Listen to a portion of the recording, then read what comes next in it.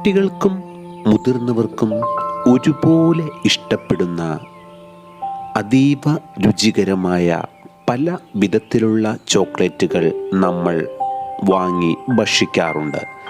എന്നാൽ ഇവ എന്തിൽ നിന്നാണ് ഉണ്ടാക്കിയെടുക്കുന്നതെന്നും എങ്ങനെയാണ് നിർമ്മിച്ചെടുക്കുന്നതെന്നും നിങ്ങൾക്ക് അറിയാമോ? നമ്മുടെ നാട്ടിലെ കാലാവസ്ഥയിലും മണ്ണിലും വളരെ നന്നായിട്ട് വളർന്ന് മരം നിറയെ ഉണ്ടാകുന്ന ഒരു ഇനമാണ് കൊക്കോ. ഉണ്ടാകുമ്പോൾ പച്ച നിറമായും പിന്നീട് പഴുത്ത് പാകമാകുമ്പോൾ മഞ്ഞ നിറത്തിലേക്കും ചുവപ്പ് നിറങ്ങളിലേക്കുമൊക്കെ മാറുന്ന ഈ കൊക്കോ പല രാജ്യങ്ങളിലും വ്യാപകമായി കൃഷി ചെയ്യപ്പെടുന്നുണ്ട്. നമ്മുടെ കേരളത്തിലും ധാരാളമായി കൃഷി ചെയ്യുന്ന ഒരു ഇനം തന്നെയാണ് കൊക്കോ. ഈ ഫ്രൂട്ടിൽ നിന്നാണ് നമുക്ക് അതീവ രുചികരമായ ചോക്ലേറ്റുകൾ ഉണ്ടാക്കുന്നത്. പഴുത്ത് പാകമായ കൊക്കോ പഴങ്ങൾ ഇതുപോലെ മുറിച്ചെടുക്കുമ്പോൾ അതിനുള്ളിൽ നിന്നും ചെറിയ കായ്കൾ ലഭിക്കുന്നതാണ്. അനേകം കൊക്കപ്പഴങ്ങൾ വിളവെടുത്താൽ മാത്രമേ ഏകദേശം 1 കിലോ കായ് നമുക്ക് ലഭിക്കുകയുള്ളൂ. ഇങ്ങനെ പഴുത്ത് പാകമായ കൊക്കോ കായകൾ അത് തുറന്ന് അതിൻ്റെ ഉള്ളിൽ നിന്ന് ഈ സീഡ് പുറത്തെടുക്കുന്നു. പിന്നീട് ഇവ നന്നായി കഴുകി വൃത്തിയാക്കി എടുക്കുന്നു. പല രാജ്യങ്ങളിലും പല നിറത്തിലുള്ള കൊക്കോ കായ്കൾ നിലവിലുണ്ട്. അതുകൊണ്ട് തന്നെ ഓരോ പഴവും പഴുക്കുമ്പോൾ മഞ്ഞ നിറം തന്നെ ആയിരിക്കണമെന്ന് നിർബന്ധമില്ല. പഴുത്ത് പാകമായ കായ്കളിൽ നിന്നാണ് ഇതുപോലെ വേർതിരിച്ചെടുക്കുന്ന കൊക്കോ കായ്കൾ വെയിലിൽ നന്നായി ഉണക്കിയെടുക്കുന്നു.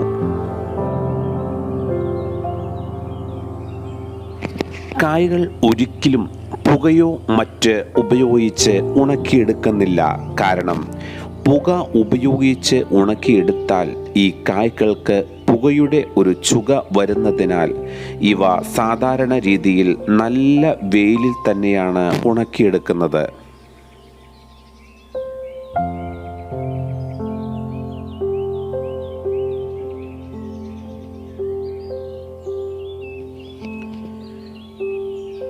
പാകമായ നല്ല കായ്കൾ ഇതുപോലെ പരമ്പുകളിലും അതല്ലെങ്കിൽ ഗ്രീൻ ഹൗസുകളിലൊക്കെ നിരത്തി നന്നായി ഉണക്കിയെടുക്കുന്നു. ഈ ഉണക്കിയെടുക്കുന്ന ഓരോ കായ്കളിൽ നിന്നും എത്ര ശതമാനം ചോക്ലേറ്റ് ലഭ്യമാകും എന്നുള്ളത് ചിലതരം മെഷീനുകൾ ഉപയോഗിച്ച് അറിയാവുന്നതാണ്.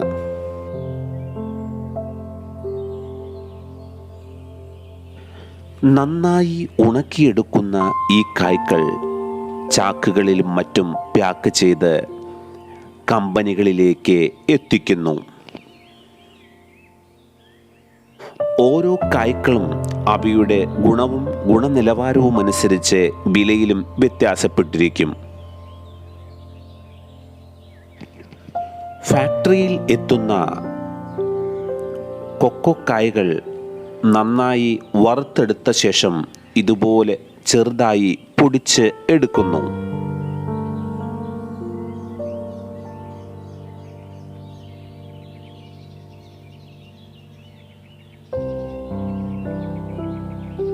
ഇങ്ങനെ പൊടിച്ചെടുക്കുന്ന ഓരോ കായ്ക്കളും പല മെഷീനുകളുടെയും സഹായത്തോടെ പ്രോസസ്സിങ്ങുകൾക്ക് വിധേയമായി ഇതുപോലെ ചോക്ലേറ്റായിട്ട് മാറുന്നു.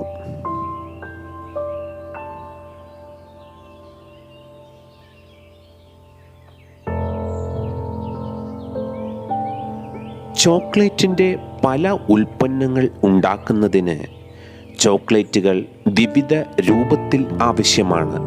ചിലപ്പോൾ ഇതുപോലെ വെള്ളം പോലെയും മറ്റു ചില പദാർത്ഥങ്ങൾ ഉണ്ടാക്കുന്നതിന് കട്ടി രൂപത്തിലുള്ള ചോക്ലേറ്റും ആവശ്യമാണ്.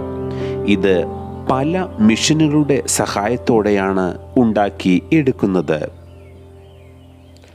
നമ്മുടെ നാട്ടിൽ ധാരാളം കൊക്കോ കായ്കൾ ലഭ്യമാണ് എങ്കിലും കൂടുതലും ചോക്ലേറ്റുകൾ നമ്മൾ വാങ്ങുന്നത് വിദേശ രാജ്യങ്ങളിൽ നിന്നാണ്. കാരണം അതീവ രുചികരമായ ചോക്ലേറ്റുകൾ ഇന്നും നമുക്ക് ലഭ്യമാകുന്നത് വിദേശ രാജ്യങ്ങളിൽ നിന്നാണ്. ഇതിന് പ്രധാന കാരണം നൂതനമായ സാങ്കേതിക വിദ്യയിലൂടെ നല്ല രീതിയിലുള്ള ചോക്ലേറ്റുകൾ ഇവിടെ ഉണ്ടാക്കുന്നില്ല എന്നതുകൊണ്ടാണ്.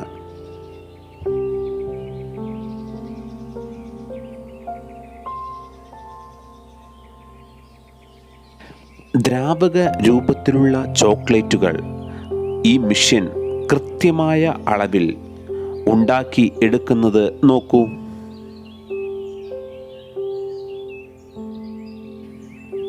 പിന്നീട് ഇവ വിവിധ മെഷീനറികളുടെ സഹായത്തോടെ തണുപ്പിച്ച് ഖരരൂപത്തിലേക്ക് മാറ്റിയെടുക്കുന്നു. ഈ ഫാക്ടറിയിൽ തന്നെ പല രൂപത്തിലും പല വലുപ്പത്തിലും പല രുചികളിലുമുള്ള വിവിധ രൂപങ്ങളിലുമുള്ള ചോക്ലേറ്റുകൾ ഉണ്ടാക്കിയെടുക്കുന്നുണ്ട്.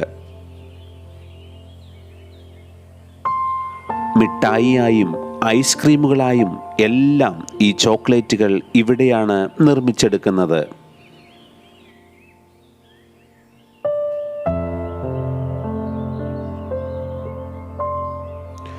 ചോക്ലേറ്റുകൾ മിഠായികളായും ഐസ്ക്രീമുകളായും ഒക്കെ ഉണ്ടാക്കിയെടുക്കുമ്പോൾ വിവിധ ഘട്ടങ്ങളിൽ അവയുടെ ഗുണനിലവാരം ഉറപ്പുവരുത്തുന്നു.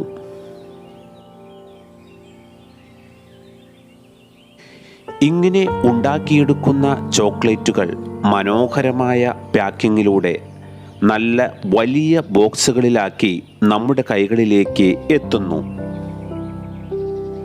പല രുചികളിലും പല നിറങ്ങളിലുമുള്ള ചോക്ലേറ്റുകൾ ഉണ്ടാക്കുന്നത് വിവിധ പദാർത്ഥങ്ങൾ ചേർത്ത് അതിൽ കൊക്കോയുടെ എസൻസ് ചേർത്താണ്. അങ്ങനെയാണ് രുചികരമായ ഓരോ ചോക്ലേറ്റും നമ്മൾക്ക് ലഭ്യമാകുന്നത്.